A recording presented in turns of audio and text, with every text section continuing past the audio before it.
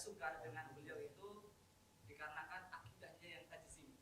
Dan itu memang juga banyak hadir atau tahdir dari para ulama dahulu. Mungkin salah satunya ulama Syafi'iyah yang bernama Ibnu Hajar Al-Haytami, yaitu yang terkenal di dalam bahkan disebutkan di dalam Fatwa Hadithiyah itu beliau sebagai ahli hawa gitu kan, seperti itu, mengikut pengikut hawa nafsu. Konsep pandangannya atau bantahannya terhadap fitnah tersebut terhadap Syekh Ibnu Taimiyah. Itu antum anggap fitnah. Iya, Ustaz. Berarti sudah tahu salahnya di mana. Cuman kan ini kan mumpung forumnya tentang Oh. Ibnu Taimiyah gitu saja. Perlu mungkin diluruskan, Ustaz. Terima kasih, Ustaz. Ada lagi ya? Ini yang pertama sahabat kita ni soal mujassimah, soal tajsim. Ada soalan lagi? Ada daripada yang lain tak? Jawa Timur, Jawa Barat, Jawa Utara? Jawa Selatan? Okey, khalas. Okey, baik. Kita tutup nanti. Ya. Ya, tajsim. Ya, ini ada tajsim itu bahasa Arab. Berasal dari pada kata apa? Ya, jassama yujassimu tasiman. Itu artinya menganggap sesuatu itu jism. Nah, jism ini bahasa Melayu atau bukan? Bahasa Melayu jism. Apa artinya? Itu pun khilaf. Di dalam bahasa Melayu pun khilaf. Jirim, jisim, batang tubuh, sosok tubuh. Sosok tubuh. Nah, ini pun jism. Jisim. Mana tubuhnya? Udara nih jism tak? Ada tapi tak nampak. Ada tapi tak nampak. Tapi bisa dirasa. Bisa. Ini tubuhnya bisa dirasa. Air ini jism atau bukan? Ruh kita itu jism atau bukan? Jisim. Jisim. Terus apa beda jismani dengan rohani? Nah, jadi ada problem di pengertian atau definisi jisim itu apa? Ya, you bilang ini mujassim. Oh, jisim itu apa? Belum jelas. Jadi sesuatu yang belum jelas istilahnya, ya ada perbedaan atau tidak konsisten dengan definisi, kemudian digunakan untuk memvonis seseorang bahwa dia menganggap Allah itu jisim.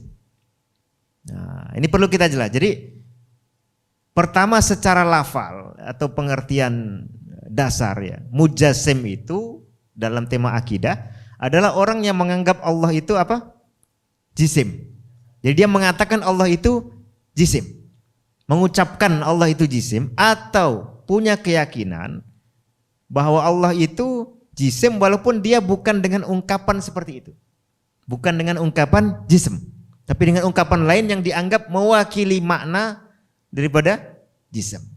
Jadi kita lihat di semua buku Ibnu Taimiyah beliau tidak pernah mengatakan Allah itu jisim. Ada biasanya fitnah ya. Fitnah ini bahasa Arab atau apa? Buhtan terjemahnya. Jadi tuduhan yang palsu. Saya pernah baca kitab nama Al-Kashif As-Saghir li Aqidati Ibnu Taimiyah. Ya, ditulis oleh seorang tokoh di Yordan namanya Said Faudah. Ya. Al-Kashif As-Saghir li Aqidati Ibnu Taimiyah itu artinya judul kitab itu adalah Al-Kashif itu apa bahasa kita? Penyingkap ya. Yani kitab ini ingin menyingkap, disebut kecil untuk meremehkan Ibnu Taimiyah. Artinya dia menganggap kalau diungkap lebih jelas akan jadi jilid panjang. Nah, saya bikin sedikit aja lah, tapi sudah cukup untuk menjatuhkan Ibnu Taimiyah. Mungkin seperti itu. Jadi pengungkap akidah Ibnu Taimiyah. Kalau ingin membuat sesuatu yang menyingkap akidah seorang tokoh, datangkan perkataannya, datangkan ininya, baru kemudian nilai. Seperti itu ya, yang benar. Kemudian ada kutipan yang dinisbatkan kepada Ibnu Taimiyah yang pertama waktu itu di buku itu. Dia mengutipnya dengan salah. Itu sebenarnya ungkapan yang dikutip oleh Ibnu Taimiyah ya, dari orang lain di dalam buku Bayan Talbisil Jahmiyah ketika masih dicetak dalam 2 jilid, ya, terbitan Syekh Ibnul Qasim kalau tidak salah, belum yang 10 atau 8 jilid itu. Ya. Itu ucapan dari kalangan Mujassimah, ya. Atau ucapan dari orang yang menisbatkan qaul itu ke Mujassimah bahwa ma min maujudin illa jisman au qaiman bijismin. Itu dianggap sebagai ucapan Ibnu Taimiyah. Padahal kalau kita baca halaman-halaman sebelumnya, itu Ibnu Taimiyah mengutip dari yang lain. Ketika pertama apabila dia mengutip dari Ibnu Taimiyah, mengutipnya pun palsu. Ucapan orang, ya, tadi Ibnu Taimiyah itu nafasnya panjang kalau nulis. Jadi kadang tulisan berhalaman-halaman, ya, itu bukan ucapan Ibnu Taimiyah, itu mengutip dari orang lain, baru kemudian nanti dinilai atau dianalisis. Nah, ini salah satu bentuk fitnah, tadi ya, fitnah yang ada seperti itu. Nah, yang kedua, jadi dalam semua buku saya bisa jamin, saya bisa garansi, nanti silakan teman-teman cari, ya, beliau tidak pernah mengatakan Allah itu jism, bahkan juga tidak mengatakan Allah itu laisa jisman. Artinya beliau menolak istilah itu, ya. Karena Allah sudah punya nama, sudah punya sifat yang banyak di Quran dan Sunnah. Kenapa kita dipusingkan, dipeningkan dengan istilah jism atau bukan jism ini? Itu sama-sama tidak pernah digunakan. Seandainya di Quran itu ada kosakata yang mewakili jism atau mewakili laisa jisman, ya, mewakili bahwa Allah itu jism atau bukan jism, ya kita gunakan istilah yang ada di Quran itu. Karena lebih terjamin, ya, lebih terjamin kebenarannya dan konsistensinya. Nah, ini yang pertama. Yang kedua, orang mengatakan, Ibnu Taimiyah tidak bilang Allah itu jism. Tapi Ibnu Taimiyah bilang Allah itu A, B, C, D, yang itu adalah maknanya jism. Nah, kembali tadi, makna jism apa? Ini belum tuntas, belum jelas makna jism itu apa. Jadi, apakah air ini jism? Sudah agak ragu-ragu. Apakah udara ini jism? Sudah ragu. Kalau udara ini bukan jism, berarti tidak semua yang ada di alam ini jism. Ya. Pengertiannya tidak jelas, tidak menunjukkan bahwa itu adalah alam. Kalau roh itu bukan jism, nah, maka juga pengertiannya tidak menunjukkan bahwa semua yang ada di alam jism atau sifat dari jism.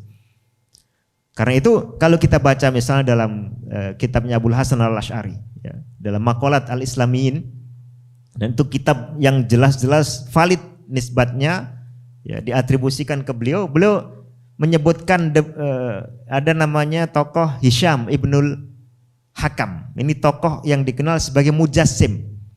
Beliau dari kalangan Syiah yang pertama, dan ketokohannya di Syiah diakui sampai sekarang. Itu mendefinisikan jism. Dia mengatakan Allah itu jism, ya. Tapi definisi jism menurut beliau adalah syai'un pertama, kemudian maujudun, ya. Kemudian qaimun bin nafs. Syai'un itu artinya sesuatu, maujudun itu sesuatu yang ada, ya, ada wujudnya, ya. Bukan tidak ada. Kemudian qaimun bin nafsi itu artinya sesuatu yang mandiri, apa bahasa di kita. Jadi tidak menempel atau disandang oleh yang lain. Saya misalnya bisa kata, misal kita punya botol, ya, punya botol nih. Botol ini ada warna, kemudian ada bentuk, ya, ada ukuran panjang, kemudian ada dingin atau panas, ya, dingin atau panas. Ini sudah minum dingin dan panas? Belum, ya? Kalau saya katakan panjangnya botol ini, ya, panjangnya botol ini itu sesuatu atau bukan sesuatu? Sesuatu, ya. Panjangnya botol ini ada atau tidak ada? Ada, ya. Karena botolnya ada maka panjangnya adalah. Tapi panjangnya botol ini mandiri atau tidak mandiri? Tidak mandiri, karena dia hanya ada ketika botolnya ada dan dia disandang oleh botol. Maka kita katakan panjangnya botol, ya, dia disandarkan saja ke botol. Sementara botolnya inilah yang menyandang sifat panjang. Nah, Hisham bin Hakam itu mendefinisikan jism, definisi yang nomor 3 adalah yang mandiri ini. Jadi misalnya botolnya itulah jism. Adapun yang lainnya itu sifat-sifatnya, ya, atau bagian tidak terpisahkan dari jism. Nah, sekarang dengan 3 definisi itu, apakah Allah itu syai'un, sesuatu? Hah? Allah itu sesuatu atau bukan sesuatu? Ragu-ragu? Kul ayyu syai'in akbaru syahadah kulillah. Berarti Allah itu disebut sesuatu. Baca di Sahih Bukhari itu ada judul khusus bahwa Allah itu sesuatu. Ya, bahkan beliau menulis hadis tentang penyadaran sifat syakhsun ke Allah. Ya. Tapi kita tidak bahas itu dulu. Jadi Allah sesuatu, ya kan? Kalau orang menggunakan istilah jism, tapi maksud dia adalah al-jism sama dengan sesuatu, salah tidak dia menyebut Allah itu jism? Sementara arti dari jism itu adalah sesuatu. Tidak salah secara maksud. Ya, cuma kosakata jism tidak bagus. Kalau dia mendefinisikan jism sebagai syai'un maujud, ya, atau sebagai al-maujud, salah atau tidak dia mengatakan Allah itu jism? Tidak salah secara makna. Ya, sama seperti dia mendefinisikan jism adalah qa'im bin nafs. Apakah Allah itu qa'im bin nafs? Ya, ini disepakati. Nah, ini problem pertama. Jadi waktu itu Hisham bin Hakam maksud dia itu. Ya. Lalu ada tambahan-tambahan lain, definisi lain yang sebetulnya tidak valid, tidak otentik dari Hisham bin Hakam. Ya, biasa disebutkan dari Ibnu Rawandi, kemudian dinukil dari satu mutakalim ke mutakalim lain yang mengatakan jism ini Allah itu jism dan ukurannya sekian itu tidak valid. Ya. Tidak ada data yang cukup kuat. Ini pertama. Lalu ada orang lain lagi, definisi jism bagi dia bukan hanya sesuatu atau sesuatu yang ada atau sesuatu yang mandiri, bukan itu. Ya. Tapi definisi jism bagi dia adalah al-murakkab. Nah, sesuatu yang apa?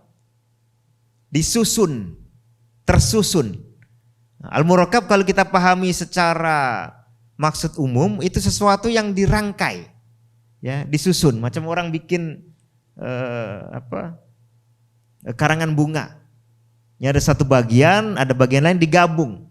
Nah, apakah Allah jism dalam arti itu? Jelas bukan. Ya, kalau jism maksudnya seperti itu, maka disebut jism jelas sesuatu yang salah karena Allah tidak pernah ada yang merangkainya.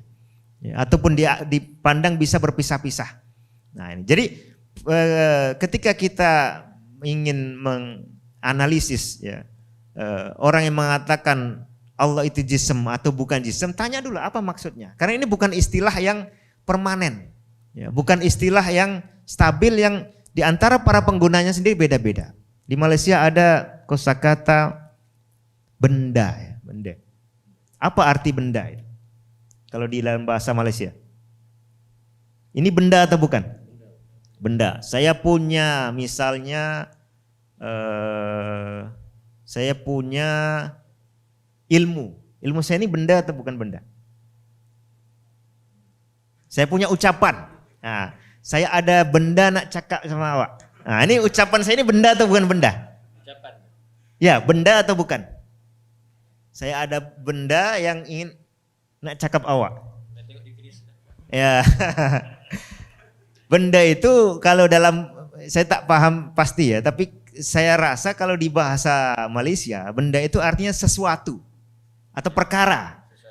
Atau perkara dalam bahasa Indonesia. Ya. Ucapan Allah itu perkara atau bukan perkara? Amrun atau bukan amrun? Amrun, syariat Allah itu amrun. Kalau di bahasa kita, katakanlah bahasa Perlis, ya, kita dalam bahasa kita amrun itu benda, maka salah atau tidak kalau saya bilang sifat Allah itu benda atau kalamullah itu benda? Tidak salah. Karena maksud kita dari benda itu adalah sesuatu atau perkara atau hal. Itu. Jadi kalau definisi kita itu cocok ya dan merupakan terjemahan dari kosakata Arab yang benar yaitu amrun atau syai'un atau ini maka tidak salah. Nah, mirip seperti itulah. Tapi kalau antum datang ke Indonesia, benda itu khusus langsung terbayang di sini sesuatu yang seperti ini, fisikal. Ya, definisi fisik ini juga panjang. Kalau fisik itu apa? Ya, apalagi sekarang dianggap materi ini kalau dibedah, diurai, sebetulnya di dalam itu banyak kosong. Ya. Atom itu ada elektron bisa beredar karena ada banyak ruang kosong. Ya, lalu intinya hanya kecil, intinya ini dibedah lagi banyak kosong lagi. Ya, seolah-olah materi ini sebetulnya bukan benda padat. Lebih rumit lagi. Tapi intinya adalah ya, sebuah istilah itu harus kita pahami dulu apa maksud dari orang yang mengucapkannya. Nah, jadi ini terbantah dari dua sisi. Dari sisi pertama Ibnu Taimiyah sama sekali tidak pernah mengatakan Allah itu jism. Bahkan beliau menolak istilah itu. Menolak istilah jism atau bukan jism. Karena kalau bukan jism, katakanlah dibilang ya Allah atau sifat Allah itu bukan benda. Nah, benar tak kalau misalnya kalam Allah itu bukan benda? Kalau definisi benda adalah yang syai'un atau perkara atau ini tentu salah. Nah, maka tidak perlu menggunakan kosakata itu. Tidak dipakai pula di Quran, di sunnah tidak ada, di ucapan sahabat tabi'in pun tidak ada. Ya, apa perlunya? Tidak perlu. Baik dalam rangka mengatakan jism atau bukan jism. Ya, tinggalkan istilah itu, kita gunakan istilah yang memang ada di Al-Quran. Ya, misalnya Allah itu somadun. Nah, somadun itu artinya tidak punya, artinya sempurna, zat maupun sifatnya. Sehingga tidak bisa terpecah-pecah, tidak bisa keluar masuk, tidak seperti tadi teori filsafat itu kalau melahirkan itu berarti ada sesuatu bagian dari zatnya yang keluar. Nah, as-samad itu makanya tidak bisa seperti itu. Nah, kita gunakan saja Allah as-samad. Kemudian tidak perlu ada perdebatan panjang sekian abad. Ya. Lalu kemudian kita katakan lam yakun lahu kufuwan ahad. Allah tidak ada taranya, tidak ada bandingannya. Sudah cukup. Tidak perlu bilang laisa jisman, laisa aradun, la samaan wala hajaran wala syajaran misalnya, gitu ya. Nah, ini sikapnya Ibnu Taimiyah yang sebenarnya. Jadi beliau tidak pernah mengatakan Allah jism, ya. Bahkan beliau bersikap menolak istilah yang pertama tidak ada gunanya, yang kedua memunculkan perdebatan-perdebatan tidak perlu, lalu yang ketiga istilah ini sendiri maknanya belum pasti, belum jelas di antara para penggunanya. Jadi secara lafal jelas bukan mujassim, ya. Lalu secara makna beliau pun justru menggunakan sikap yang paling ilmiah, yaitu membedah makna itu apa maksudnya, ya. Baru kemudian kalau sudah dipahami maksudnya bisa dinilai ini benar atau salah, ya. Berdasarkan maksudnya. Adapun istilahnya perlu kita tinggalkan. Nah, seperti itu. Makanya kalau ada orang-orang setelahnya menuduh itu menjadi jelas. Makanya ya termasuk Ibnu Hajar al-Haytami, ya, menulis banyak bantahan kepada Ibnu Taimiyah di banyak fatwa lain, khususnya di Al-Fatawi Al-Hadithiyah itu banyak juga memuji dan istighfar dari Ibnu Taimiyah. Tapi apabila beliau menilai Ibnu Taimiyah itu pedas, nah itu juga banyak.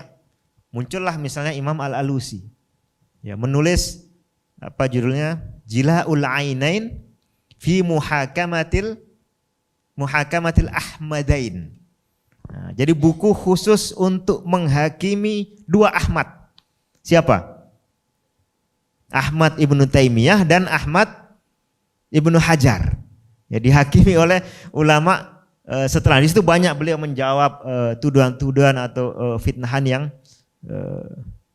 seperti itu, ya. Jadi Ibnu Taimiyah tidak bisa menjawab karena beliau sudah wafat, tapi ada ulama lain kemudian memperjelas banyak tema termasuk masalah itu. Barakallahu fikum.